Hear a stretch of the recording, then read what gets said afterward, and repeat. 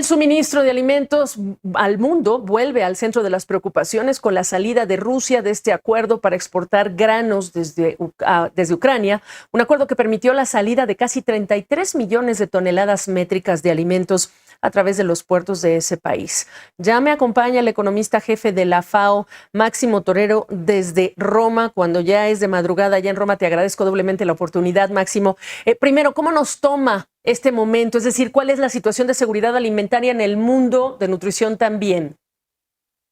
Buenas noches, Gabriela. Un placer estar con ustedes. La semana pasada justo publicamos el reporte anual donde ponemos los principales indicadores de nutrición crónica en el mundo. Y la situación es la siguiente. Hay cuatro mensajes fundamentales del reporte. El primero es que en el 2021 la nutrición crónica creció y en el 2022 se ha estabilizado.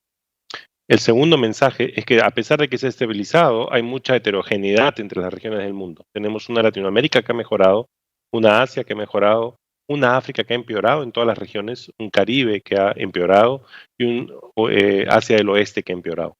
El tercer mensaje es que si sacamos el efecto del COVID-19 y la guerra en Ucrania y proyectamos al 2030, tendríamos una situación bastante mejor a la de hoy día.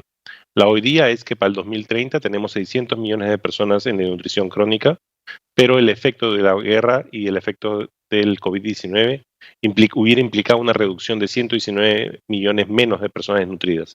Es decir, hubiéramos tenido una reducción. Eso es una buena noticia en el sentido que nos dice que el sector es resiliente y que ha podido y podía haber mejorado pues, estos dos efectos que nadie esperaba, el COVID-19 y la guerra en Ucrania deterioró la situación. Y finalmente el último mensaje es que el sector rural y urbano son un continuum y es una tendencia a largo plazo, por supuesto, pero este continuum lo que ha sorprendido es que el consumo de los hogares rurales no es lo que esperábamos, que consumieran lo que producían. Consumen mucho del mercado, gran proporción de su gasto. No igual que el sector urbano, pero bastante alto. Y el sector periurbano también. Y eso lleva a dar la idea de que cuando hacemos políticas tenemos que tener cuidado que estos sectores también dependen de estas importaciones de alimentos y los precios del mercado. Esos son los cuatro mensajes fundamentales. En este último punto, solamente para entender todavía más el mensaje, ¿qué pasa con los hogares rurales? ¿De qué estamos hablando en términos de permitir importaciones, de lo que ustedes están señalando, Máximo? Que los hogares rurales son vulnerables a los precios de los productos del mercado. No es que ellos consumen solo lo que producen, sino que gran proporción de su gasto es gasto en consumo de productos que están procesados en el mercado. Entonces, si los precios suben, estos hogares se van a ver muy afectados y van a bajar la calidad de lo que consumen o van a consumir menos y eso podría afectar su desnutrición crónica. La situación de África y del Caribe que empeoraron en lo que nos has descrito, ¿cuáles son los factores o las lecciones por aprender de esos casos? Mira, en el caso de África, que es la situación que más se ha visto afectada, es porque es un continente que se vio muy afectado en COVID-19 en términos de situación macroeconómica, lo que lo puso en una situación de estrés de deuda muy grande. Son los países, 42 países que están en estrés de deuda en este momento. Eso les pone una restricción presupuestaria. Si junto a eso tienes un incremento de precios y mayor parte de su producción es importada, ese incremento de precios lleva a que no tengan capacidad para comprar lo que compraban antes. Los 62 países más vulnerables, su costo de importación de alimentos ha subido 25 billones. Además, tienen un problema del tipo de cambio que se ha evaluado porque no tienen un banco central sólido y no tienen indicadores macroeconómicos sólidos.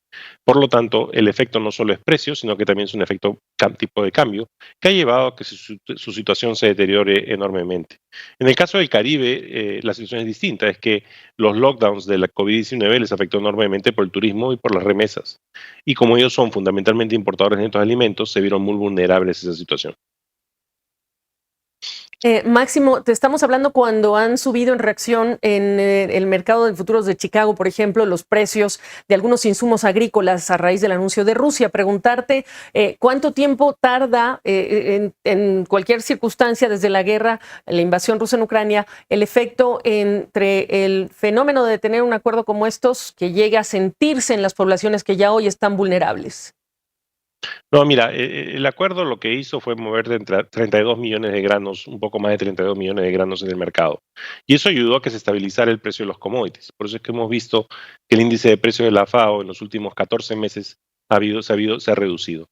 ¿Qué se reduce? El precio de los commodities grandes como es el trigo, el maíz, la soja, etcétera. Un problema sobre esa capacidad de mover el grano podría llevarte un pico de nuevo de precios. ¿Cuánto durará? No sabemos, pero sí genera incertidumbre en el mercado y eso no va a ser bueno porque eso va a llevar a que los consumidores de estos países importadores se vean afectados. Y en la situación que tenemos hoy día, donde tenemos alrededor de 783 millones de personas en desnutrición crónica, es decir, 122 millones más que en el 2019, antes del COVID-19, eso nos lleva a que ponemos más estrés en el consumo de la población, que ya hoy en día está bastante afectada por lo que ha pasado con esos dos eventos grandes, ¿no? Por tu visita a este espacio, te agradecemos, Máximo Torreros, economista jefe de la FAO. Un placer.